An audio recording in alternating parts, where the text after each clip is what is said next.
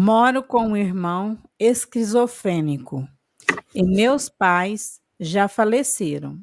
Ultimamente me sinto muito cansada e com muita vontade de me mudar, mas tenho a consciência que não posso deixá-lo só. Podem me orientar, por favor? Ponto número 1, esse rapaz está medicado porque conviver... O que aconteceu? No passado, os problemas dos transtornos mentais, eles eram todos institucionalizados nos hospitais psiquiátricos. Então, a família chegava e dizia, olha, esta pessoa é um paciente psiquiátrico. E então, esta pessoa ela era internada numa instituição onde talvez ela fosse passar o resto da vida dela e nunca mais conviveria com a família.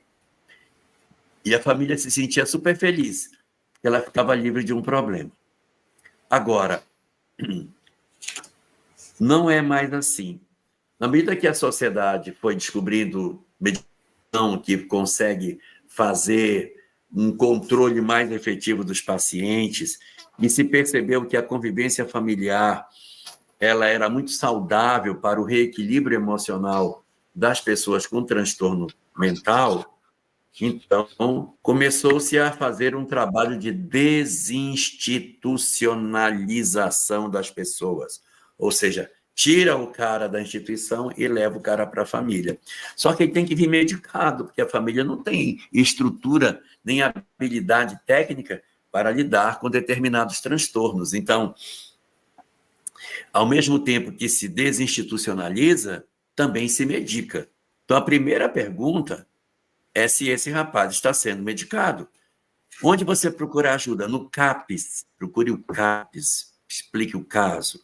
Psicóloga do CAPS vai encaminhá-lo para a psiquiatra, que vai trazer uma medicação. Certamente alguém vai ter que acompanhá-lo, você precisa acompanhá-lo nessas visitas para a administração dessa medicação. Está tomando a medicação regularmente?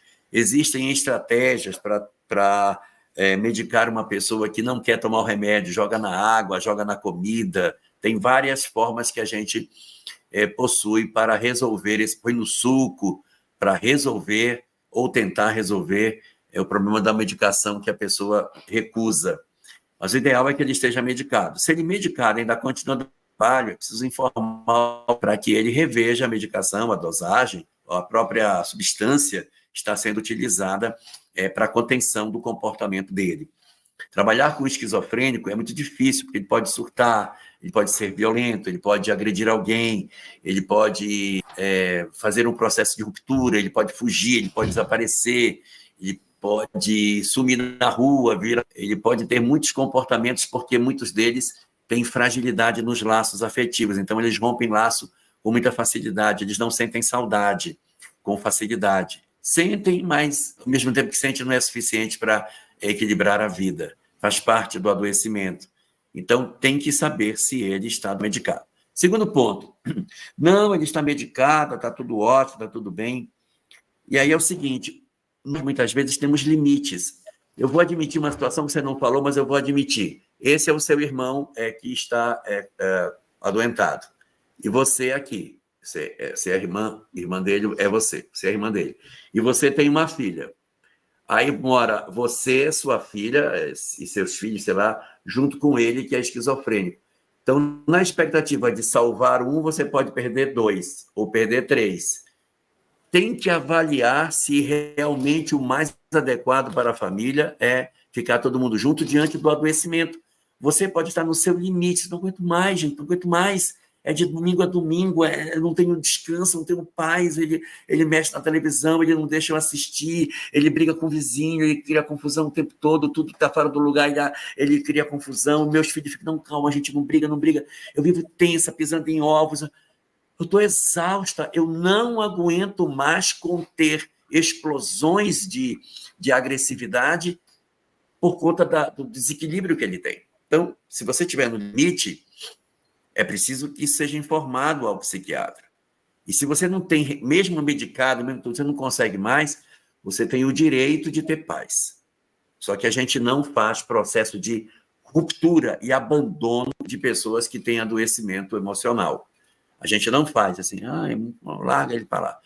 O que a gente faz? A gente pode, a pretexto de realmente conseguir uma paz de espírito, conseguir um lugar diferente para nós ou para ele, né? Não sei se você tem condição, mas às vezes a gente tem na casa um terreno que dá para colocar uma edícula.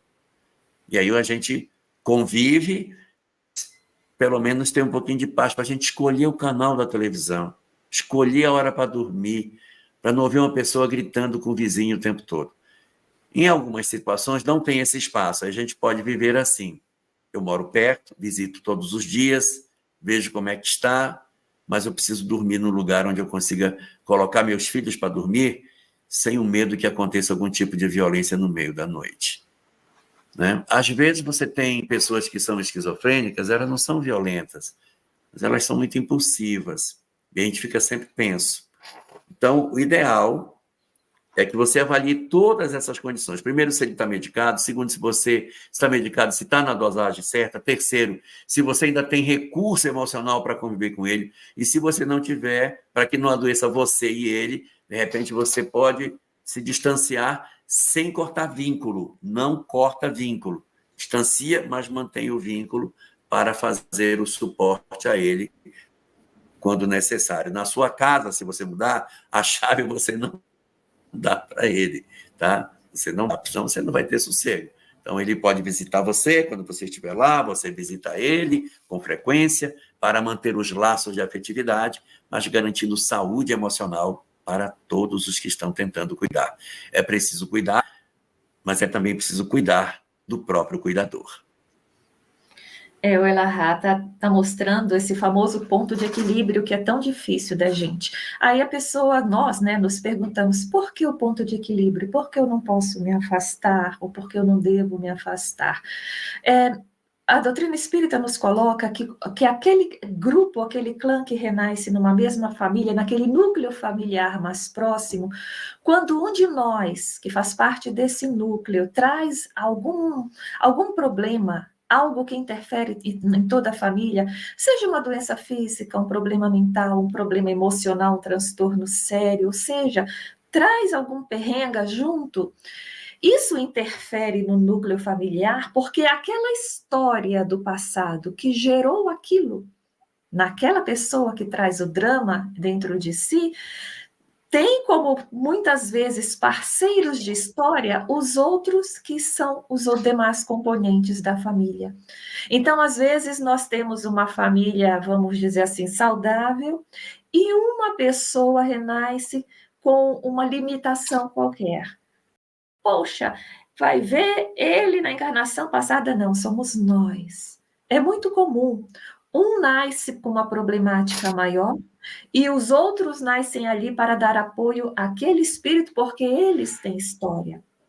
Colocando ainda o caso de pessoas que pedem para renascer numa determinada família, para serem mães ou pais de determinados espíritos comprometidos diante da lei, que vão renascer com limitações físicas por amor. Às vezes eles não tiveram participação na história, mas pedem por amor. Qual é a diferença? É que eles recebem e cuidam a vida toda daquelas crianças sorrindo. No seu caso, é o seu irmão, seus pais já desencarnaram, tá? É uma coisa muito forte o desencarne dos pais e você ficar. Há uma grande probabilidade da história passada que fez com que ele estivesse assim, envolver você também. Entendeu? E hoje você é convidada, eu estou dizendo convidada, porque você tem o livre-arbítrio, como você sabe, de sair fora. Mas você é convidada, como irmã, como pessoa próxima, que conviveu com ele a vida toda, a apoiá-lo nesse momento. Mas isso não significa, como ela já colocou, se anular. O importante nesse momento é você se fortificar. Muitas vezes você não vai conseguir mudar sua rotina, você não vai ter condições de conseguir um cuidador, de conseguir um local, pelo menos uma creche dia, um local que ele fique durante o dia, retorne à noite, ou esse espaço, ou qualquer coisa desse tipo, não tenha outra pessoa para lhe ajudar. Mas você consegue cuidar de você, tentando reequilibrar as suas emoções. Busque ajuda, busque terapia, mas principalmente, E isso eu falo para você e eu falo para todos nós, buscar apoio na oração, a cada dia, a cada noite, a cada momento. Me sustenta, meu Deus, me sustenta, para que você consiga dar solução a isso dentro de você, mas não esquecendo do equilíbrio. Busque um tempo para você também, vá ser feliz. Sâmia, você abordou o Centro Espírita? Não. Trabalho Evidentemente, nós não chegamos a colocar aqui, né? Mas você pode sim buscar ajuda no centro espírita, num tratamento espiritual. Por quê? Sim, ele está diagnosticado como esquizofrenia. Mas a espiritualidade pode auxiliar nessa questão de acalmá-lo também, nessa questão de afastar um possível irmão, né, desencarnado que esteja potencializando, piorando, criando situações para aborrecer você, fazendo com que ele fique agitado sem necessidade, às vezes até tomando remédio ele acaba ficando agitado. Poxa, mas ele está tomando remédio. Então, às vezes, a espiritualidade, né, menos esclarecida, ela acaba sentindo prazer em potencializar a doença dele, né, o emocional dele, atingindo você e a sua família. Então, nessa questão espiritual, um tratamento no centro espírita, você ir para um atendimento, né, colocar a situação, e talvez ele não possa ir, você vai por ele. Esse tratamento, ele pode auxiliar, sim. Ele vai auxiliar tanto a paz como ela também, porque no atendimento espiritual ela auxilia todos os envolvidos, na verdade.